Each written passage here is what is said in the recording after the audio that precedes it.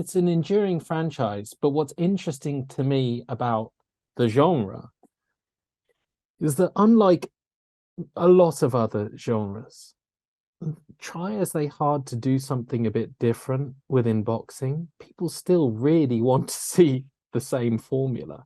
And I don't get me wrong, they do spark it up. They have a little bit of something going on in the background. But in crime, for example, they had a decade of cops versus robbers, and then a decade of telling the robbers' side, and then a decade of corrupt cops and good cops, and then a decade of corrupt cops but as anti-heroes who are slightly better than the criminals they're chasing. I mean, they found ways to evolve the formula. Now, for boxing, I mean, they've made a lot of different boxing movies, and there are different ones. Like an early one is Raging Bull, which doesn't follow any kind of normal formula for a boxing movie. I mean, it's nothing like any of the Rocky films. Chaplin in City Lights. There you go. Yeah. So there are exceptions, but by and large, thinking about things like Bleed for this, thinking about maybe Southpaw, some of the ones where I think they've thought, well, let's do something a little bit different and show, the destructiveness of the personality behind it, or the implosion of someone's life, or trying to tell a slightly different story. I don't know whether they've ever had real success at doing anything other than your Rockies and your Creeds, which is why you come back to your Rockies and your Creeds. Oh no, I'm not saying there aren't exceptions. I'm saying that we keep coming back to the same formula in a way that no other genre appears to do. But I suppose you could think of it that boxing movies are almost like the ultimate distillation of cinematic drama. Get me? Because after all, 99% of all films involve conflict of some kind, but it's conflict, it's drama, and you don't get much more conflicty than two people beating 7 bells of crap out of each other in a boxing ring. So the sport lends itself to drama, to spectacle, to action. I think it's just one of those where you could argue that it's the purest distillation of what we go to the cinema for in some degree. But it's always got to end the same way, doesn't it? It's got to end one of two ways. You win or you lose, right? Yep. And along the path, you've got to either win or lose. So, I mean, it's just a matter of flipping a coin on each of those different stages. And what I'm saying is that the ones where they've tried to do something different, like someone, I don't know, gets into a car crash and it's in the middle of the movie and has to be rehabilitated, or loses everything in his entire life and has to build himself back up to be a fighter, back to basics. I mean, they've tried to do something different. They had The Fighter, which I thought was an interesting one because it was, I found Christian Bale's character in The Fighter very interesting because he was clearly very able, but whereas obviously it was Wahlberg as the fighter, but like Christian Bale's brother was the one always taking the fall with the police, always getting into trouble, but he was also a really, really good fighter secretly, and he was like the flip side to the coin. I mean, I suppose how many boxing movies are actually about the sport, and how many it's just a nice backdrop, and the bulk of the drama is the lives of the fighters. Like you said, if you go to see I mean, one of my favorites is $1 Million Baby.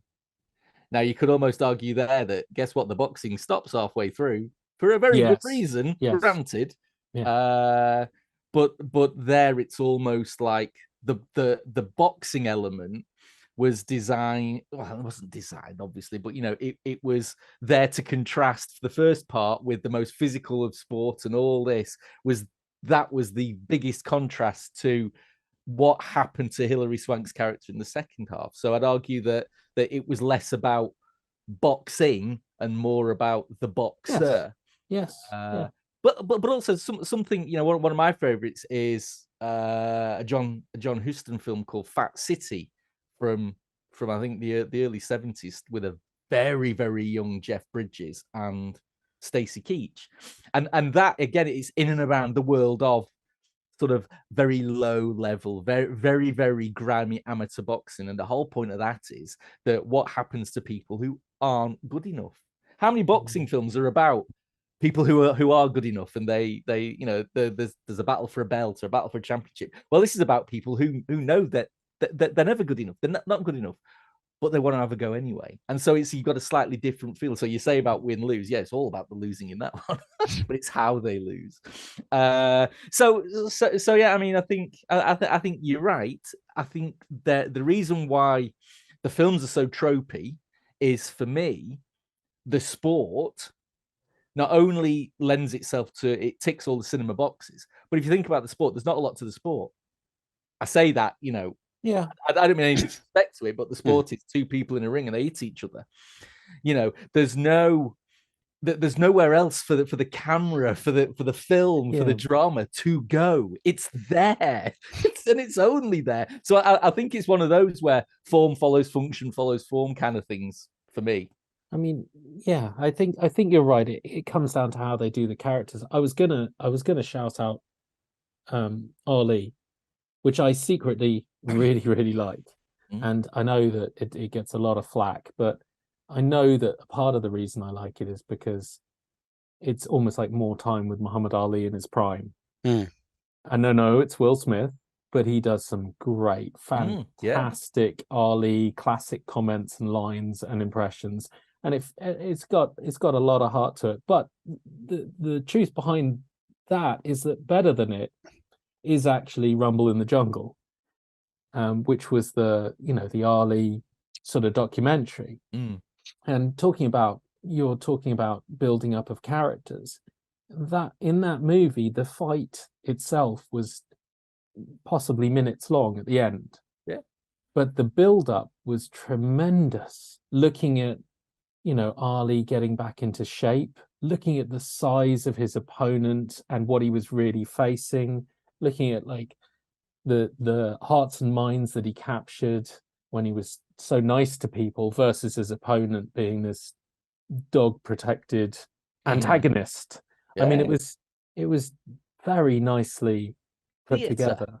Yeah, it was. And that was more interesting in a way, because when you finally got to the fight, it was what the hell is going on here? It had that whole build up. So maybe that's what comes down to it. I just find it interesting because in terms of boxing movies, I mean, I suppose they've come close. Maybe they could get it with things like, I mean, I watched that Tyson show on Star, Mike, which comes close to providing an outright anti-hero as a boxing hero, like not hero, protagonist.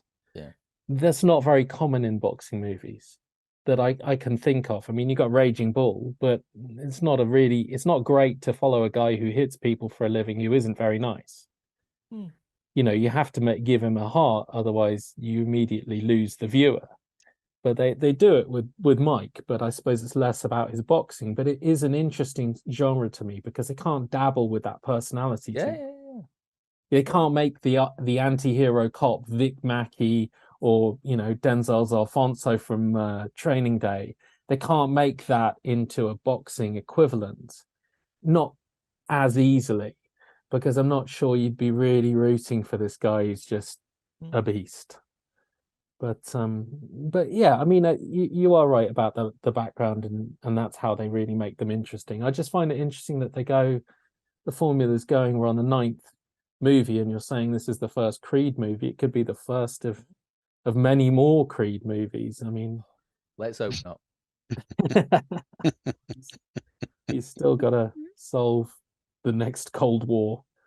But before we go off this, but again though, but I think you look at Rocky Balboa as a character in the 2 Creed movies, right? He's not boxing.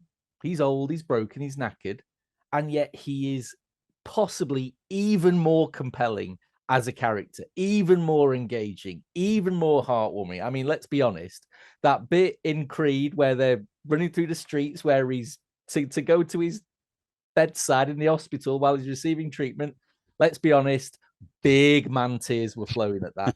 Huge man tears, right? So that to me is testament to the power of the character. Now, whether or not he's a boxer or he's an ex-boxer, the boxing is almost the irrelevant part. It's the character, and that's the beauty with Balboa. And I think that if they can do something like that with Creed, fine, you know, then I'll be here for 9, 10, 11, and 12. But if they don't, I'm not going to. It needs a 20-year gap for them to achieve that. He's always going to get drawn back into the ring for one last fight. It's only going to end one way. They should be really daring. They should flip it and have him lose at the end of a movie. What, like the first one? Exactly, is what I'm saying. Exactly, they should do it. Well, actually, it's not just the first one, is it? They did it in Balboa as well, which that's true. Thought they did it very effectively in both of them. On Balboa, and it's not to spoil things for the 5 people who don't know this, but there is a alternate cut, and where he wins, he wins by points. Just doesn't need to be that. He's a retired old man. Seeing him train and seeing how calcified his bones are, and how they're teaching him to fight in a different way because he can't do the same things he did when he was younger. And seeing him come up against someone so much younger, he had to lose. But the point was, he did it so impressive. Grace. Yes. Not grace, but just losing with style. Sheer spirit to get up and do that at that age. I mean, it was, he was a restaurant owner and he went back into the ring and stood a chance. It very much brought it full circle to the first movie for me. But I do wonder whether they can put that in a movie. He did it twice. Whether that might make one of these movies more interesting.